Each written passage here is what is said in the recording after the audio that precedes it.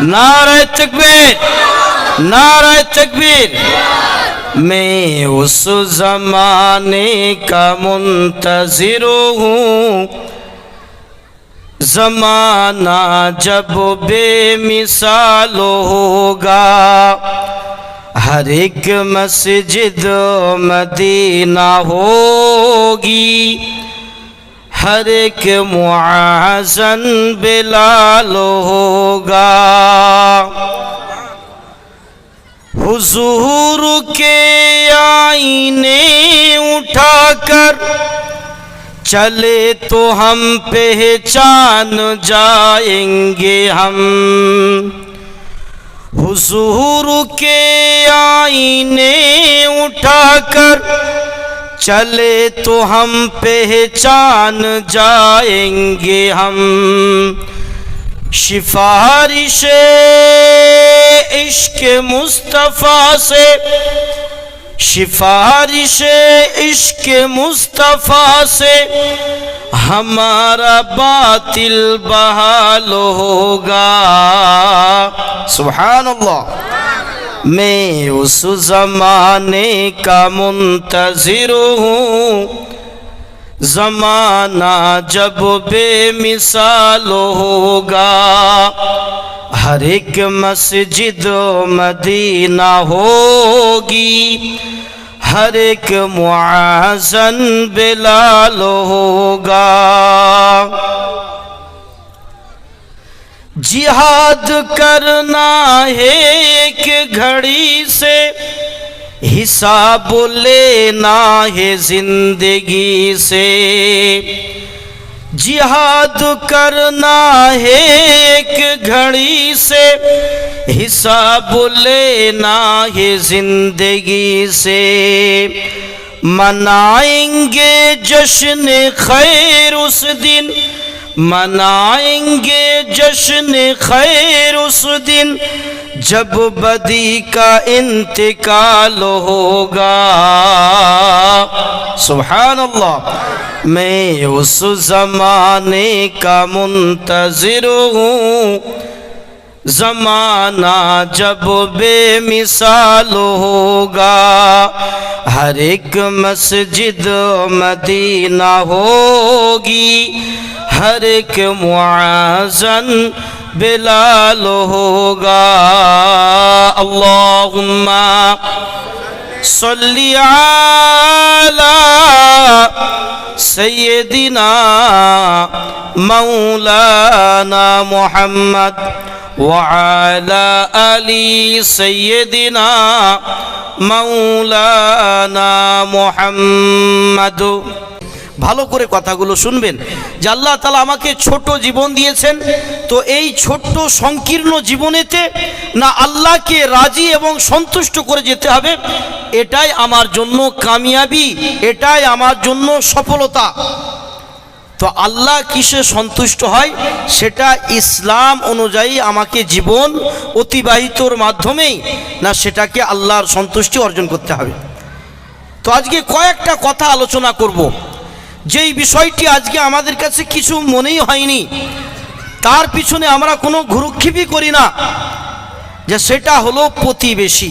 প্রতিবেশী আল্লাহ রাব্বুল আলামিন এই প্রতিবেশী যদি কিয়ামতের দিনে সে তার পাশের বাড়ি প্রতিবেশীর অভিযোগ করে যে আমার বিপদে আপদে সে আমার দেখাশোনা করেনি,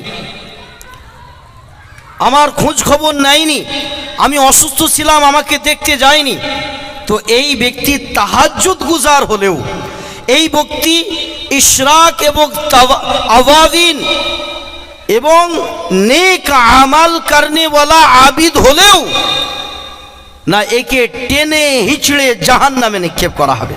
টেনে হিচড়ে জাহান্নামে নিক্ষেপ করা হবে যদি প্রতিবেশীর সম্পর্কে সে যদি অবগত না থাকে, প্রতিবেশীর ব্যাপারে সে যদি চিন্তা ভাবনা না করে। আজকে সবার সাথে আমার সম্পর্ক ভালো আছে, সবার সাথে সম্পর্ক আমার মধুর আছে, কিন্তু আমার পাশের বাড়ির প্রতিবেশীর সঙ্গে আমার সম্পর্ক ভালো নেই। আজকে এই প্রতিবেশী সম্পর্কে কয়েকটা আলোচনা করব। আল্লাহ নবী সাল্লাল্লাহু আলাইহি ওয়াসাল্লাম বলেছেন যে কিয়ামতের ময়দানে প্রতিবেশী সম্পর্কে তাকে জিজ্ঞাসা করা হবে। আল্লাহর নবী সাল্লাল্লাহু আলাইহি ওয়াসাল্লাম বললেন যে জিবরিল আমিন আমাকে প্রতিবেশী সম্পর্কে এত তাকিদ দিয়েছেন যে আমার মনে হতে লাগলো যে আমার প্রতিবেশীকে আমার ওয়ারিশ না বানিয়ে দেয়। বোঝা যাচ্ছে কথা? যে আমার প্রতিবেশীকে আমার ওয়ারিশ না বানিয়ে দেয়, আমার উত্তরাধিকারী না বানিয়ে দেয়। যে প্রতিবেশীর হক সম্পর্কে, প্রতিবেশীর মানে দায়িত্ব সম্পর্কে না এতটা তাকিদ দেওয়া হয়েছে। শুধু আল্লাহ তাআলা আল্লাহর নবীকে তো বলেছেনই, তারপরে কোরআনেও আল্লাহ তাআলা বলেছেন। আল্লাহ রাব্বুল আলামিন কালামে পাকের মধ্যে জানিয়েছেন ওয়া'বুদুল্লাহা ওয়া লা তুশরিকু বিহি শাইআ। আল্লাহ তাআলা সূরা নিসার মধ্যে জানাচ্ছেন ওয়া'বুদুল্লাহ, তোমরা এক আল্লাহর ইবাদত করো। কার ইবাদত করো? তোমরা এক আল্লাহর ইবাদত করো। ওয়া লা তুশরিকু বিহি শাইআ, আর আল্লাহর সঙ্গে আর কাউকে শরীক করো না। আল্লাহর সঙ্গে কাউকে শরীক করা যাবে না। বাচ্চা দেওয়ার মালিককে, রুজি রোজগারে বরকত দেওয়ার মালিককে, না ঘটিয়ারি বাবা না খাজা বাবা, কোনো বাবা কাজ কারবারে বরকত দেওয়ার মালিক, তাদের ওই শক্তি তাদের মধ্যে নাই। তাদের ফায়েজ নেওয়া যায়, তাদের ওসিলায় দোয়া করা যায় যে খাজা বাবা আমাকে একটা সন্তান দাও, খাজা বাবা আমার কাজ কারবারে বরকত দাও। বরকত দেওয়ার মালিককে আল্লাহ। আমার কন্যার বিবাহ শাদী হচ্ছে না, আমি পীরের দরবারে গিয়ে বলছি যে খাজা বাবা, ওই মাজারে গিয়ে আমি বলছি আমার মেয়ের বিবাহ শাদীর ব্যবস্থা করে দাও। বিবাহ শাদীর সম্পর্ক আল্লাহ তাআলার হাতে, সমস্ত কিছু আল্লাহ তাআলার হাতে। যা কিছু শক্তি আল্লাহ তাআলা নিজের মধ্যে ধারণ করে রেখেছেন, আন্নাল কুওয়াতা লিল্লাহি জামিআ, সমস্ত শক্তির আধার হলেন আল্লাহ। সমস্ত শক্তির আধার কে? আল্লাহ। ফাআলুল লিমা ইউরিদ, আল্লাহ তাআলা তিনি যা খুশি তাই করতে পারেন। আল্লাহ তাআলা যা খুশি তাই করতে পারেন। আমার ইচ্ছার কোনো মূল্যায়ন নাই, আল্লাহর ইচ্ছার সঙ্গে আমার ইচ্ছা মিলিয়ে নিতে হবে। আল্লাহর ইচ্ছার সঙ্গে আমার ইচ্ছাই মিলিয়ে নিতে হবে। আমার কোনো অনিচ্ছা করলে হবে না। আমি ইচ্ছা করলাম, আল্লাহ অন্য অনিচ্ছা করলো, তো সেটা পূরণ হবে না। মাশা আল্লাহু কান, আল্লাহ যেটা চাই সেটা হবে। ওমা লাম ইয়াশা লাম ইয়াকুন, আল্লাহ যেটা চান না সেটা হবার নয়। হ্যাঁ কি না? তো আল্লাহ রাব্বুল আলামিন কালামে পাকের মধ্যে ঘোষণা করে জানিয়েছেন ওয়া'বুদুল্লাহ, এক আল্লাহর ইবাদত করো। ওয়া লা তুশরিকু বিহি শাইআ, যে আল্লাহর সঙ্গে আর কাউকে শরীক করা যাবে না। এরপরে আল্লাহ তাআলা ঘোষণা করে জানালেন ওয়াবিল ওয়ালিদাইনি ইহসানা ওয়াবিজিল কুরবা ওয়াল ইয়াতামা ওয়াল মাসাকিন। আল্লাহ তাআলা সুন্দরভাবে মানুষকে জানালেন যে তোমাদের পিতামাতা, তোমাদের আত্মীয় স্বজন, অভাবগ্রস্ত মিসকিন, এদের সঙ্গে ভালো সম্পর্ক রাখো, এদের সঙ্গে সদয় আচরণ করো। আল্লাহ রাব্বুল আলামিন তারপরে জানালেন ওয়াবিজিল কুরবা ওয়া জারিজিল জুনুবি ওয়াস সাহিবু বিল জামবি। আল্লাহ তাআলা এখানে জানিয়ে দিলেন যে নিকটতম আত্মীয় এবং দূরতম আত্মীয় এবং নিজের সাথী সঙ্গী, তাদের সঙ্গে সদয় আচরণ করো। ওয়া জারিজিল জুনুবা ওয়া জারিজিল কুরবা ওয়া জারিল জুনুবি। আল্লাহ রাব্বুল আলামিন কালামে পাকের মধ্যে জানিয়েছেন প্রতিবেশী সম্পর্কে। আগেকার প্রতিবেশীর দিকে আমরা একটু লক্ষ্য করি। আমার বাচ্চা ছেলের সামনে পুকুর আছে, সে গুটি গুটি পায়ে পুকুরের দিকে হেঁটে যাচ্ছে। আমার ভাইরা ভাই আর আমার শালির ওখান থেকে, আমার শ্বশুর বাড়ি থেকে না আমার বাচ্চাকে কেউ আটকাতে আসবে না। সবার আগে যদি আটকাতে আসে, তাকে যদি বাঁচাতে চায়, আমার প্রতিবেশী আগে ছুটে যাবে। হ্যাঁ কি না? আগে কে যাবে? আগে প্রতিবেশী যাবে। আমার বাড়িতে যদি আগুন লেগে যায়, আমার বাড়িতে যদি কোনো বিপদ হয়ে যায়, অন্য দূরবর্তী আত্মীয় থেকে আগে আমার প্রতিবেশী আগে ছুটে যাবে না? যাবে না।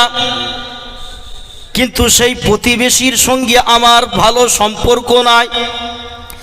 ঈদের দিন এসেছে, সবাইকে মোবারকবাদ জানিয়েছি।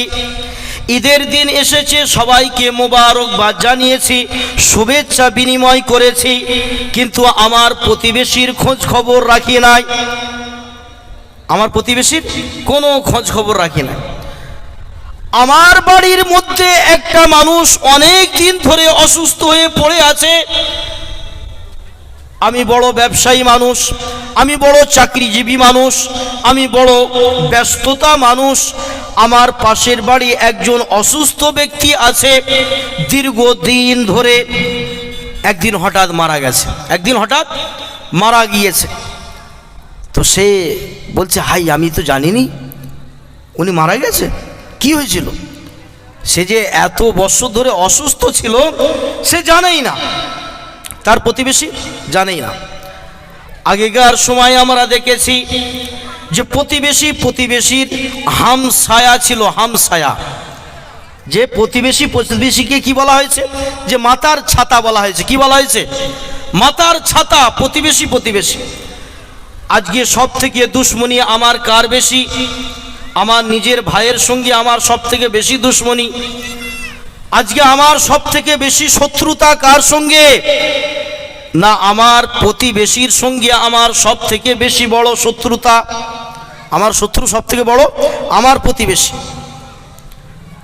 আল্লাহ রাব্বুল আলামিন কালামে পাকের মধ্যে ঘোষণা করে জানিয়েছেন, কিয়ামতের ময়দানে যদি প্রতিবেশীর এই হক সম্পর্কে নিজের হককে পুরো না করে যায়, তার সঙ্গে সদয় আচরণ না করে যায়, তার খোঁজ খবর না নিয়ে যায়, যদি সে কোনো অকারণে দুনিয়া থেকে বিদায় নিয়ে চলে যায়, কোনো সমস্যার সম্মুখীনে সে যদি তার জীবনকে ত্যাগ করে দেয়, প্রতিবেশী যদি অবস্থা পূর্ণ হয়ে থাকে, কিয়ামতের ময়দানে আল্লাহ তাআলা ওই প্রতিবেশীকে গ্রেফতার করে জাহান্নামে ঢেলে দেবেন।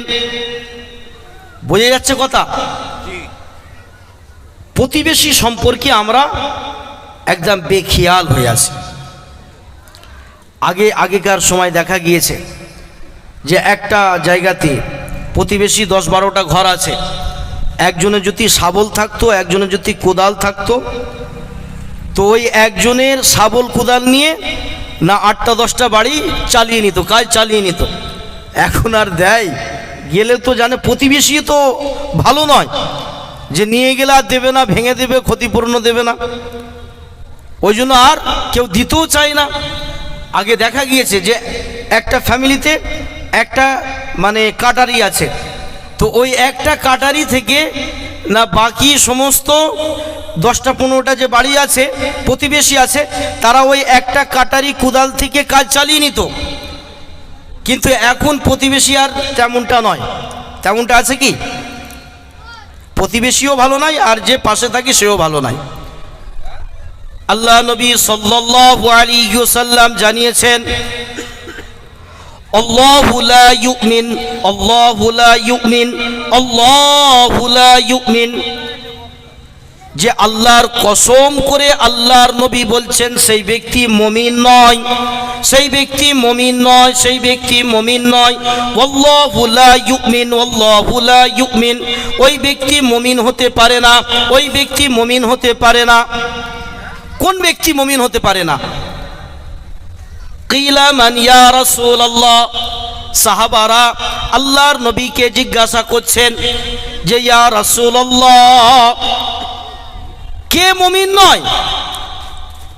আল্লাহর নবী জানিয়ে দিলেন, কল আল্লাযী লা ইয়ামানু ওয়াজারিহু বিআওয়াকি, যে ওই ব্যক্তি মুমিন নয় যেই ব্যক্তি প্রতিবেশীর সঙ্গে ভালো আচরণ করে না, প্রতিবেশীর সঙ্গে ভালো খোঁজ খবর রাখে না,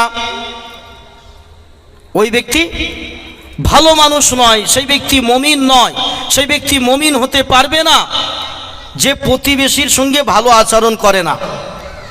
আজকে আমরা একটু লক্ষ্য করি, প্রতিবেশীর হককে পুরো করা, প্রতিবেশীর সঙ্গে সদয় আচরণ করা, এটা হলো ওয়াজিব। ঈদের নামাজ পড়া কি যেমন ওয়াজিব, প্রতিবেশীর সঙ্গে সদয় আচরণ করা এটা হলো ওয়াজিব। কিয়ামতের ময়দানে এই সম্পর্কে আল্লাহ তাআলা জিজ্ঞাসাবাদ করবেন, আল্লাহ তাআলা এই সম্পর্কে জিজ্ঞাসা করবেন।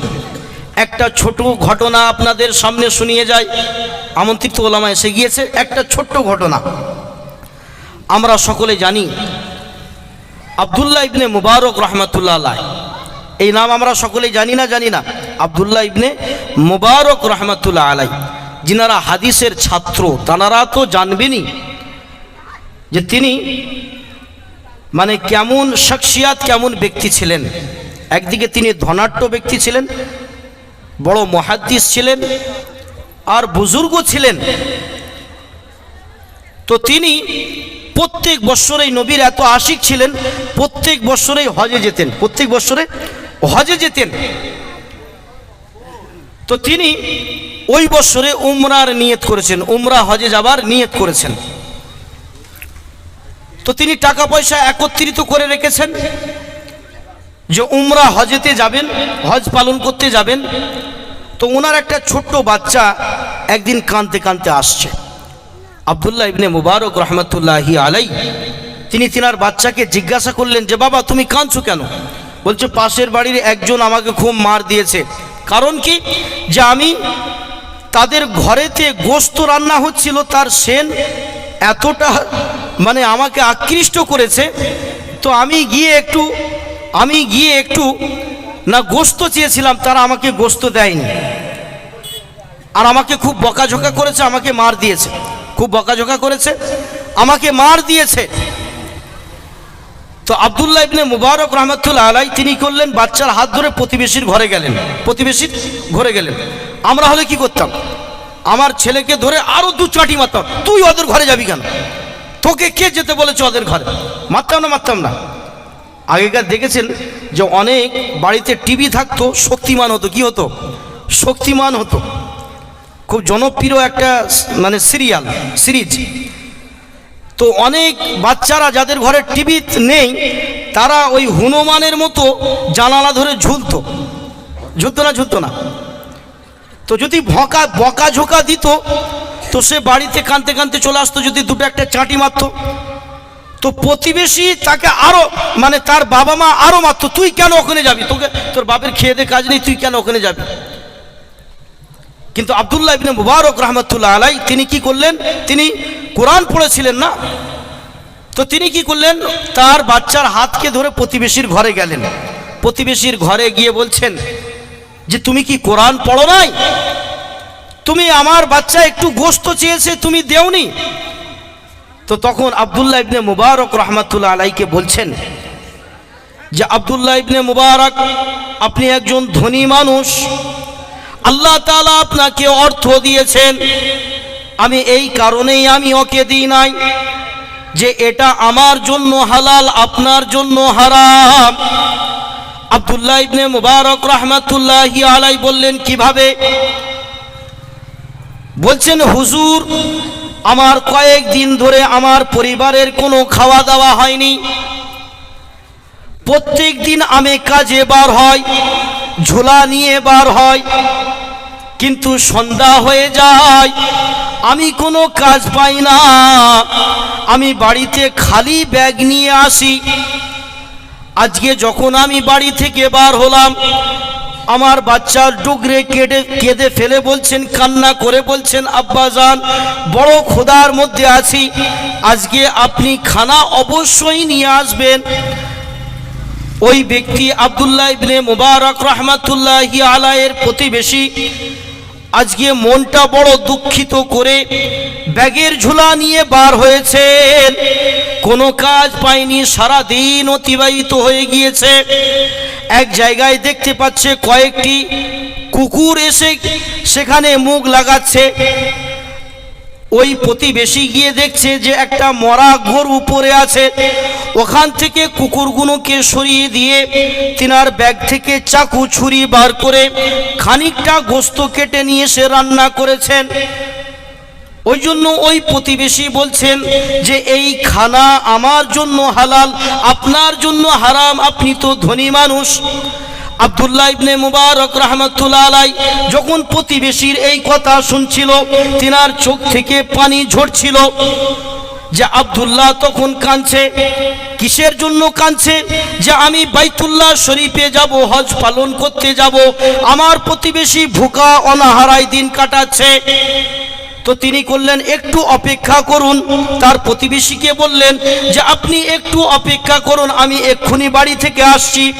হজের সমস্ত মাল সামান, ডাল চাল যা কিছু ছিল এবং পয়সা কড়ি নিয়ে এসে ওই প্রতিবেশীকে দিয়ে দিলেন। আল্লাহ রাব্বুল আলামিন প্রতিবেশীর হককে এমন বানিয়েছেন, আব্দুল্লাহ ইবনে মুবারক রাহমাতুল্লাহ আলাইহি সেই বছর আর হজ পালন করলেন না। তিনার মহল্লার মানুষ, পাড়ার মানুষ, তিনারা হজে গিয়েছিলেন। আব্দুল্লাহ ইবনে মুবারক রাহমাতুল্লাহ আলাইহিকে দেখেছেন যে মক্কা শরীফ তাওয়াফ করছে, কাবা শরীফকে তাওয়াফ করছে, সাই করছেন এবং না আরাফাতের মধ্যে দৌড় লাগাচ্ছেন। আরাফাতের মধ্যে এই মারওয়া, সাফা মারওয়াতে দৌড় লাগাচ্ছেন। তো তিনি যখন ওই মহল্লার মানুষ ফিরে এসেছেন, আব্দুল্লাহ ইবনে মুবারক রাহমাতুল্লাহি আলাইহিকে বলছেন যে আপনি কখন আসলেন, আমাদেরকে জানালেন না। আব্দুল্লাহ ইবনে মুবারক রাহমাতুল্লাহ আলাইহি বলছেন আল্লাহর কসম করে বলছি আমি হজে যাই নাই। ওই ব্যক্তি বলছেন আপনি মিথ্যা কথা বলবেন না, আমি আপনাকে সাফা মারওয়াতে দৌড় দিতে দেখেছি, আপনাকে বাইতুল্লাহ শরীফে তাওয়াফ করতে দেখেছি।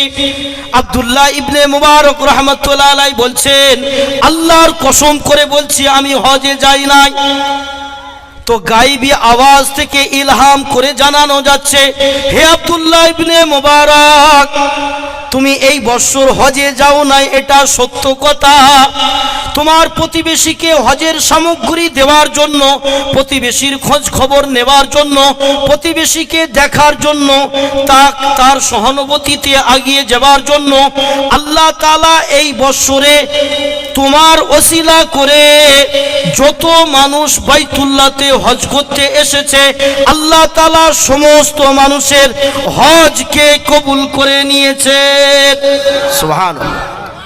এ হলো প্রতিবেশীর হক। ওই জন্য আমরা প্রতিবেশীর হককে আদায় করব ইনশাআল্লাহ।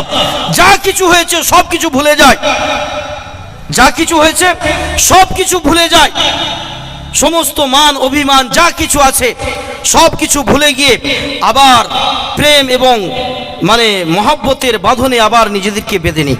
অনেকটা বিয়াদবি হয়ে গেল, মাফ করবেন। আল্লাহ তাআলা আমাদের সকলকে প্রতিবেশীর হক আদায় করার তৌফিক দান করুক। আমিন। ওয়া আখিরি দাওয়ানা আনিল হামদুলিল্লাহি রাব্বিল আলামিন। দোয়া শুকরিয়া। আল্লাহুম্মা